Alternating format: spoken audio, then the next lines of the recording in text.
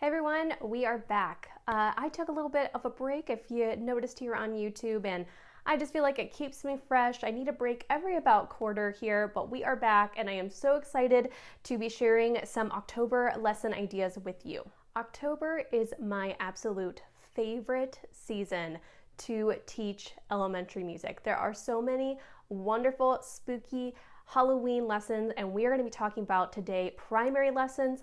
Next week we'll be talking about upper elementary. I have a whole list of ideas for you guys, so let's get into it. So first up, I have for you a song. This is actually in the Game Plan kindergarten book. It's called We Are Scary Skeletons, and it is the cutest little song. I used it for kindergarten and first grade, and it kind of has this minery sound to it, and I really enjoy it, and it's a movement song. So essentially, if you play uke, it's D minor, G minor, and A7, or just A. And so it goes like this. We are scary skeletons walking down the street, walking down the street, walking down the street. We are scary skeletons walking down the street. We'll scare you. And I always have them do the boo with me, and like we whisper it to be like as spooky as possible. And essentially it's a movement song. It's a really great warm-up song because then you can, instead of saying walking down the street, you can say jumping down the street, hopping down the street, skipping down the street, zombie walking down the street. And so there's a lot of different ways that you can kind of do that movement. So while you're singing along, they do the movement. It's a great little warm-up song, again, for kindergarten and first grade. Another song that I really enjoy for that kindergarten, first grade range is There's a Spider on the Floor. And I actually have gotten little glow-in-the-dark spiders from like the Dollar Tree. And so I hand them out to the students and we walk through the different ways. It's like, there's a spider on the floor, on the floor. There's a spider on the floor, on the floor. There's a spider on the floor. I can't remember the words. There's a spider on the floor, on the floor. There's always like a little ditty there in the middle that I'm like, oh, I started singing and I'm like, nope. Does it happen to you so much in like teaching? You're like, I know this song, but I need a quick refresher. But anyways, I will link all of these lesson ideas down below so that you will have the full lyrics to things. But essentially, the spider is on the floor, the spider's on your foot, on your knee, on your belly, and so it's fun to sing the song along with the video, with the recording, and they slowly bring the spider up on their head, and it's so cute to like kind of dramatize it, and they kind of act it out, and they have a really fun time with it. So a spider on the floor. Third is Trolls. The Trolls in the Hall of the Mountain King version of it, if you know what I'm talking about. It definitely had a moment, and it's perfect to bring around, especially for those primary students, to introduce in the Hall of the Mountain King. There is also a listening guide on YouTube that my students absolutely love. It's a little like at the end, the image of the like ogre or the giant or whatever it's supposed to be. It's a little scary, but they really, really enjoy it. So I'll let you make that decision. I will link it down below. But anyways, in this Trolls play along, it is just a rhythm stick. It's great for like probably first grade, second grade, because it is ta, TT, and rest. And they just play along with it. Again, you can kind of talk about this in the Hall of the Mountain King. It's just kind of like a remix version for Trolls, and then practicing ta and TT and rest. The fourth lesson idea is super simple. It is a candy sword, and I have seen this all across throughout the years.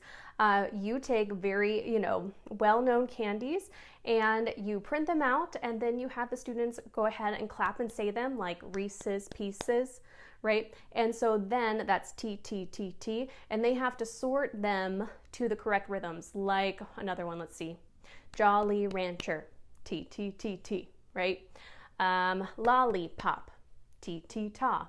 And so you give each student a candy, and then they have to go and put it in the candy bag. You could do like a cute little like pumpkin kind of bag where they put it in and it's labeled with each kind of rhythm. And even you could extend this. I think it's really, the sweet spot is probably second to third grade, maybe first grade too, depending on where you're at with ta and TT and how well they're grasping it. But I think it could even do with other rhythms as you find. You just have to kind of be creative and think of those different types types of candies, and there also is just a lot out there already that music teachers have so willingly and lovely shared. So definitely take a search out for that, but a candy sort can be really fun. And kind of like, you know, sometimes you need those high energy, low energy things, and I feel like this is one where you could just let them go. They sort it, and small group, and it's really beneficial for them. And it's also, again, you're not always having to be on all the time. Fifth is another lesson where you can kind of just let them go, and that is making, it's probably again for second and third, is making jack-o'-lanterns using music symbols to make the face. I think that is so much fun. It's a great way to be like, hey, there's all these music symbols, and what's that one? Oh, that kid knows that one. Like kind of seeing what kids recognize. So you show them, you know, a big old bank of music symbols and say, hey, okay, I'm going to give you a blank jack-o'-lantern and you need to create the face, but you can only use the music symbols. And so it's a great way to like kind of start having some introductory conversations about what are these symbols and what do they mean, but also just, you know, connecting with art and having fun with it and creating that, and then that would become a beautiful bulletin board. Next up, I actually created just this year a not so spooky haunted house. So it's a virtual field trip for kindergarten and first grade. It's really going to be practicing those kindergarten concepts like vocal exploration, fast and slow, like musical opposites, and then steady beat movement, things like that. And so they have 5 places that they can go in the haunted house. The first one is a vocal exploration where they are going to click a ghost and then see the flight pattern and have to, you know, use their voice to follow that.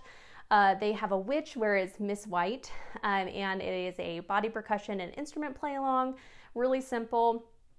Pumpkin patch, they're gonna learn pumpkin, pumpkin, round and fat, turn into a jack-o'-lantern just like that. And there's a really, you know, well-known dance that goes with that.